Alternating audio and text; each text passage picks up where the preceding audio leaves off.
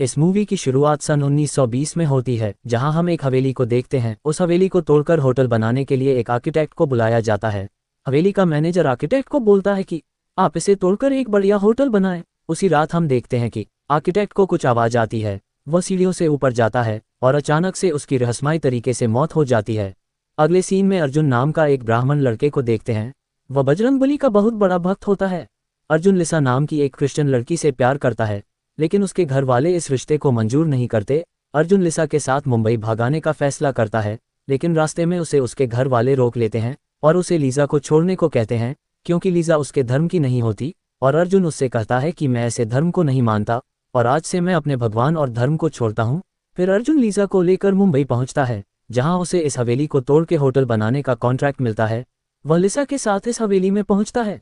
जब अर्जुन पूरी हवेली को चेक कर रहा होता है, लेकिन बार बार कोशिश करने के बावजूद एक दरवाजा नहीं खुलता। उसी रात हम देखते हैं कि लीजा की नींद अचानक खुल जाती है।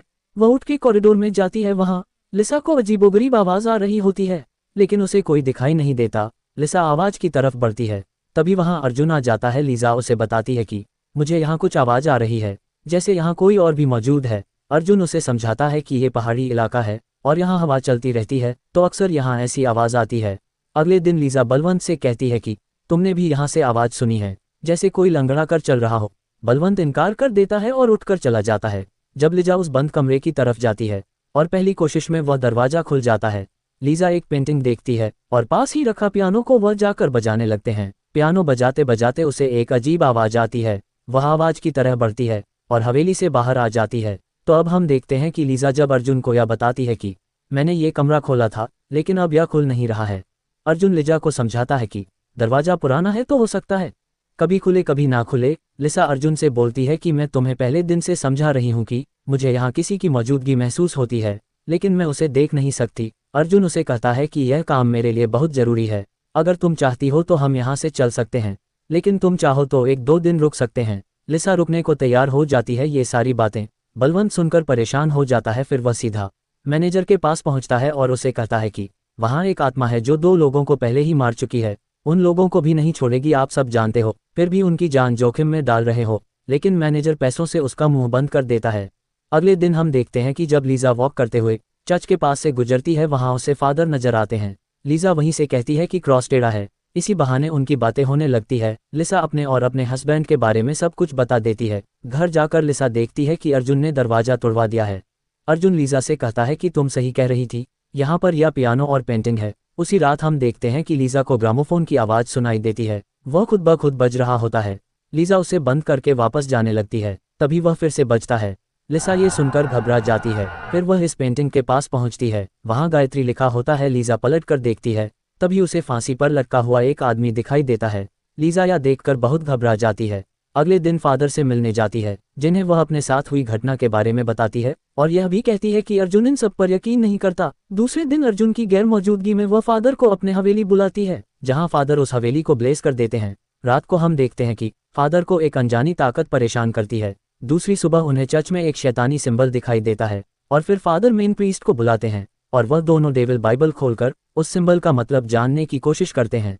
तभी उन्हें पता चलता है कि उस सिंबल का मतलब है तुम्हारी मौत मेरी जिंदगी। प्रीस्ट फादर से कहते हैं उस लड़की और आत्मा का कोई पुराना संबंध है, वह आत्मा नहीं चाहती कि कोई उसके बीच आए। अगले दिन फादर हवेली में पहुंचते हैं, जहां उन्हें बलवंत बताता है कि वह दोनों दिल्ली के लिए निकल गए हैं। फादर उनसे कहते हैं कि जैसे ही वह वापस आए उन्हें मेरे पास भेजना, नहीं तो उनकी जान को खतरा हो सकता है। और दूसरी ओर हम देखते हैं कि अर्जुन और लीजा को रास्ते में एक सिपाही रोक देता है। वो उनसे कहता है कि आगे क्रांतिकारी और अंग्रेजों में झड़प हो गई है, बेहतर होगा आप आज ना जाए। अर्जुन लीजा को वापस भेजकर अकेले दिल्ली चला जाता है।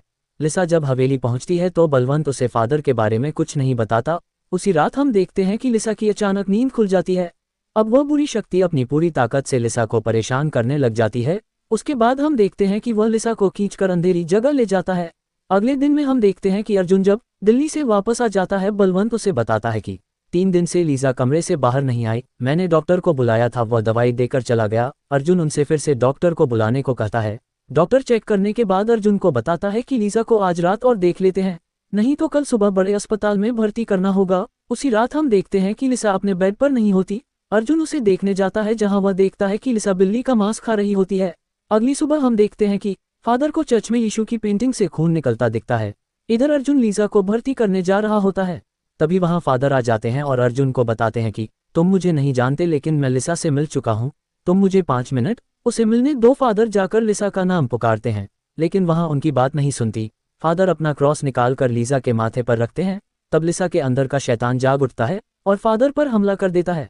आगे सीन में हम देखते हैं कि फादर अर्जुन को समझाते हैं कि लिसा के अंदर शैतान है, लेकिन डॉक्टर अर्जुन से कहते हैं कि यह मल्टीपल पर्सनैलिटी का केस है। डॉक्टर अर्जुन से कहता है कि यह आपकी वाइफ है, फैसला आपको करना है।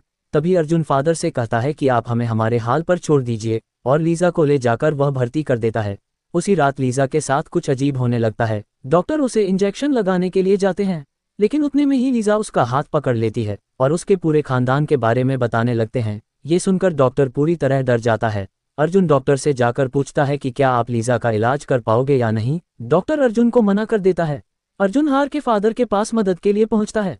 फिर फादर लीजा को देखने पहुंचते हैं और वहां देखते हैं कि लिसा के अंदर का शैतान पूरी तरह से हावी हो जाता है। लीजा बहुत जोर से चीखती है और आसपास का सामान टूटने लगता है। तभी लिसा हवा में उड़ने लगती है और उसके अंदर का शैतान कहता है कि 4 दिन बाद में इस लड़की की आत्मा को अपने साथ ले जाऊंगा और इसका शरीर यहीं रह जाएगा। फिर वह वहां से चला जाता है। बलवंत देखकर वहां से भागता है। अर्जुन उसका पीछा करता है, जहां बलवंत उसे बताता है कि यह सब मेरी गलती है, यह आत्मा इस हवेली को टूटने नहीं देगी, ये पहले ही 2 आदमी को मार चुकी है और वह लिसा को भी नहीं छोड़ेगी। मैनेजर सब कुछ जानता है, लेकिन उसने आपसे यह बात छुपाई। अर्जुन गुस्से में मैनेजर के पास जाता है और इस हवेली के बारे में पूछता है। मैनेजर उसे बताता है कि यहाँ एक बूढ़ी औरत रहती थी जो अब नवानगर में रहती है, वही इस हवेली के बारे में बता सकती है।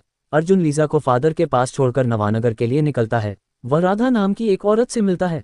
वह अर्जुन को बताती है कि 60 साल पहले मैं गायत्री और मेरी माँ उस हवेली में अकेले रहते थे, क्योंकि राजा साहब अंग्रेजों के खिलाफ आज़ादी की लड़ाई लड़ रहे थे। तभी एक रात वहां एक घायल सैनिक आता है। वह अपने आप को स्वतंत्रता सेनानी बताता है और कुछ दिनों के लिए हवेली में रुकने की इजाज़त मांगता है। गायत्री उसे इजाज़त दे देती है। एक दिन केसर को उस पर शक हो जाता है। अगले दिन हम देखते हैं कि गायत्री केसर को ढूंढ रही होती है। तभी वह आदमी उसे बताता है कि केसर कुछ काम से बाहर गई है। राधा गायत्री को लेकर कुएं के पास पहुंचती है, जहां उन्हें केसर की लाश मिलती है। उन्हें पता चलता है कि वह आदमी अंग्रेजों से मिला हुआ है। गायत्री राधा को लेटर देकर कहती है कि इसे ठाकुर साहब की हवेली में पहुंचा देना और कहना कि इसे जल्द से राजा साहब तक पहुंचा दे, तब तक मैं इसे रोकती हूं। अब हम देखते हैं कि राजा साहब अपने आदमियों को लेकर हवेली पहुंचते हैं। वहां उस आदमी को फांसी लगा देते हैं। मरते मरते हुए आदमी कहता है कि मेरा शरीर तो मर रहा है, लेकिन मेरी आत्मा तब तक यही रहेगी जब तक वह तुम्हारी आत्मा को अपने साथ न ले जाए। अब राधा अर्जुन को बताती है कि गायत्री उस दिन के बाद से अकेले रहने लगी थी और लंबी बीमारी के बाद 18 नवंबर 1896 को उसकी मौत हो गई। अर्जुन कहते हैं कि इसी दिन लीजा का जन्म हुआ था। राधा अर्जुन से कहती है कि लीजा और कोई नहीं बल्कि गायत्री है। अगले सीन में हम फादर और अर्जुन को देखते हैं, जहां वह कहते हैं कि लीजा के पास सिर्फ 24 घंटे बचे हैं। लीजा को बचाने का एक ही तरीका है, एग्जॉर्सिज्म। फादर चर्च में प्रीस्ट से बात करते हैं, जहां प्रीस्ट फादर को बताते हैं कि बिना बेशक के परमिशन के तुम एग्जॉर्सिज्म नहीं कर सकते, क्योंकि उसमें तुम्हारी और लीसा की जान को खतरा है। लेकिन फादर जोखिम लेकर हवेली पहुंचते हैं। अब वह लीजा के रूम में जाते हैं और लीजा का हाथ बांध देते हैं और फादर एग्जॉर्सिज्म शुरू करते हैं। कुछ देर बाद वो अपना हाथ छुड़ाकर भाग जाती है। बलवंत उसका पीछा करता है, लेकिन वह उसकी जान ले लेती है। इसके बाद वह शैतान फादर से छल करता है और उन्हें अकेला पाकर उसकी जान ले लेता है। अब वह अर्जुन से कहता है कि मैं अपनी गायत्री को ले जा रहा हूँ, तुम अपनी लीजा को कैसे बचाएगा। अर्जुन धीरे धीरे उसके करीब जाता है और उसे गले लगाकर हनुमान चालीसा सुनाना शुरू कर देता है। अब शैतान अपनी पूरी ताकत लगाकर वहां से भागने की कोशिश करता है, लेकिन अर्जुन उसे रोक देता है। वह बार बार उसे दूर जाने की कोशिश करता है, लेकिन अर्जुन किसी तरह उसे रोक लेता है। हनुमान चालीसा खत्म होने के बाद वह शैतान लीजा के शरीर को छोड़ देता है और हमेशा के लिए वहां से चला जाता है और मूवी का यही अंत हो जाता है।